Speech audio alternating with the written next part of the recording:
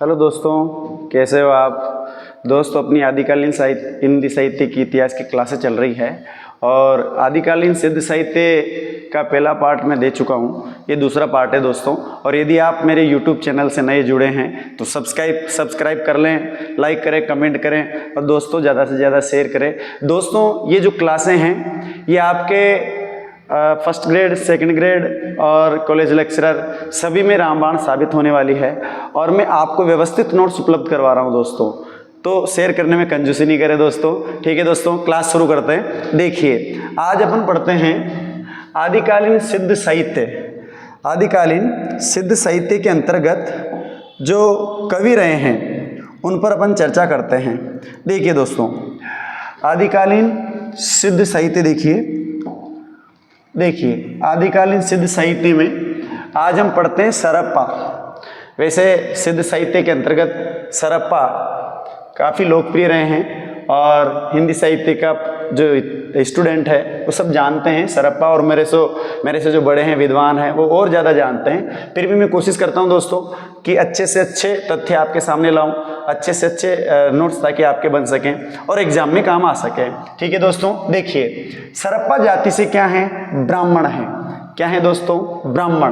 बात अपन करें, इनका एक अन्य नाम और मिलता है राहुल भद्र। क्या मिलता है? राहुल भद्र। मैं यहाँ लिख दूं अन्य नाम। क्या लिख देता हूं दोस्तों? अन्य नाम। यानी कि सरप्पा को राहुल भद्र के नाम से भी जाना जाता है। देखिए, सहजिया संप्रदाय की इन्होंने क्या की? स्थापना की है और इनकी रचना का नाम है दोहा कोश। क्या नाम है दोस्तों? दोहा कोश।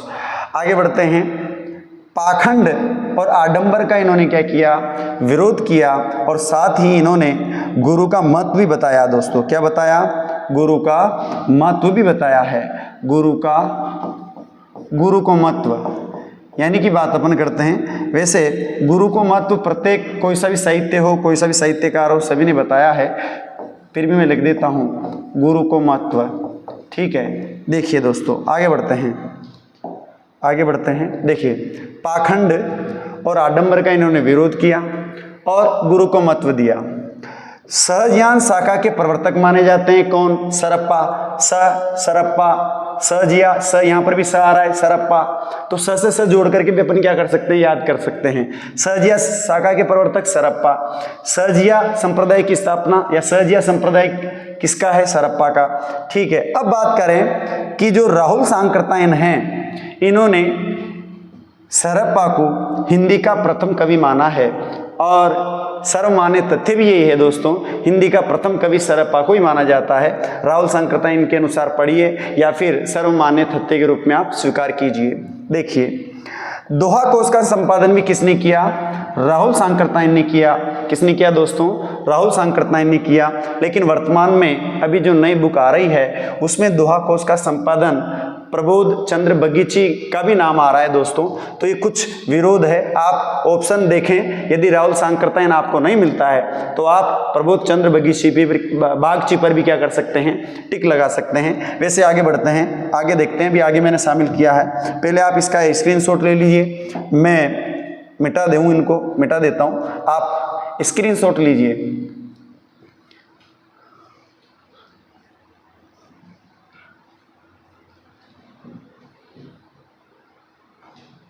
ठीक है दोस्तों, आपने स्क्रीनशॉट ले लिया होगा। देखिए, आगे बढ़ते हैं।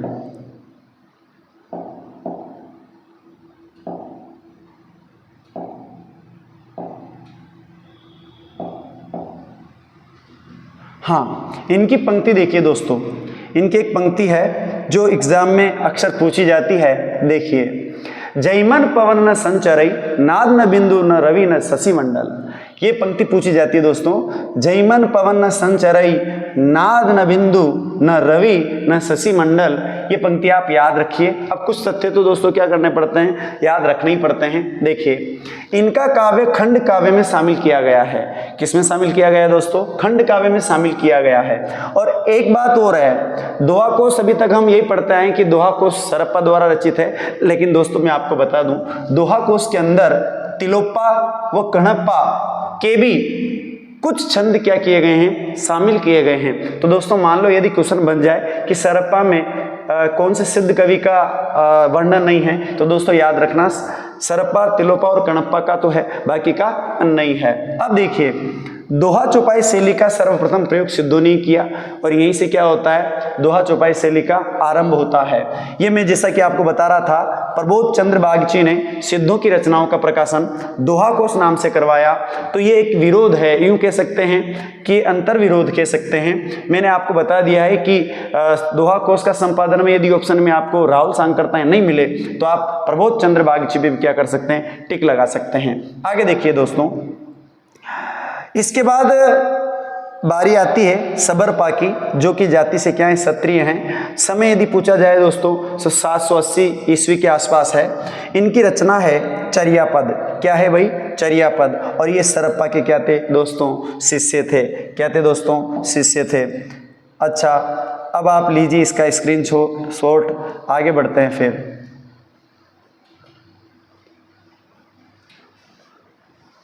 अच्छा ठीक है दोस्तों, आपने स्क्रीनशॉट ले लिया होगा, आगे बढ़ते हैं।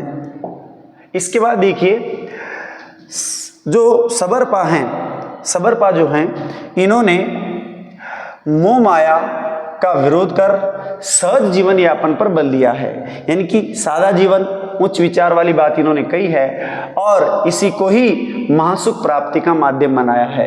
यानी कि मोह माया से दूर रहना चाहिए और आदमी को सहज जीवन यापन करना चाहिए और इसी के बलबूते पर वो क्या कर सकता है, महासुख की प्राप्ति कर सकता है। इनके अन्य ग्रंथ भी मिलते हैं दोस्तों, जिसका नाम है महामुद्रा वज्रगीति और दूसरा है वज्र योगिनी साधना। इसके बाद बारी आती है लुईपा की, जो कि सबरपा के क्या हैं, शिष्य हैं। समय पूछा जाए तो 773 ईस्वी है और इनकी रचना का नाम है लुईपाद गीतिका। क्या नाम है दोस्तों, लुईपाद गीतिका। डॉक्टर नगेंद्र ने कहा है कि 84 सिद्धों में सबसे ऊंचा स्थान यदि मिला है तो किसको मिला है दोस्तों, लुईपा को मिला है। किसको मिला है दोस्तों, लुईपा को मिला है। और इनके तप और साधना को देख करके उड़ीसा का जो राजा था वो भी इनका क्या बन गया था, शिष्य बन गया था। क्या बन गया था दोस्तों, शिष्य बन गया था। अन्य रचनाओं की यदि बात करें तो अभी समय विभाग, बुद्धोदय गीतिका भी, बुद्धोदय और गीतिका भी इनकी रचनाएं हैं। ठीक है दोस्तों, अब आप स्क्रीनशॉट लें।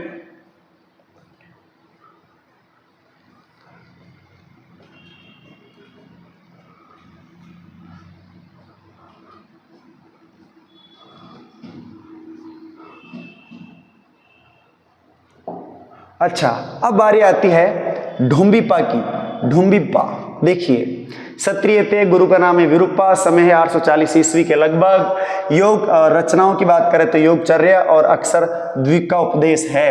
इनके ग्रंथ 21 माने गए हैं दोस्तों। कितने माने गए, 21 माने गए हैं। बारी आती है कणप्पा की। किसकी बारी आती है दोस्तों, कणप्पा। समय पूछा जाए तो 820 ईस्वी के लगभग हैं। रचनाओं के नाम चर्याचर, विनिश्चय और कणपाद गीतिका है और इनके गुरु का नाम है जालंधरपा। क्या नाम है दोस्तों, जालंधरपा। इनके ग्रंथ 74 हैं जो कि दार्शनिक विषयों पर आधारित है। किस पर आधारित है, दार्शनिक विषयों पर आधारित है। इसके बाद अगला जो सिद्ध है वो है कुकरिपा। गुरु का नाम है चरपटिया। क्या नाम है दोस्तों, चरपटिया। ग्रंथ कितने, 16 और ग्रंथ कितने लिखे इन्होंने, 16। इनका जो ग्रंथ है योग भावना उपदेश है और एक है गुंडरिपा और इनकी रचना है चर्या गीत। क्या रचना है दोस्तों, चर्या गीत। अब मैं आपको पिछली स्लाइड का शायद आपने स्क्रीनशॉट नहीं लिया तो आप ले लीजिए। अच्छा, मैं इसको मिटा देता हूं दोस्तों।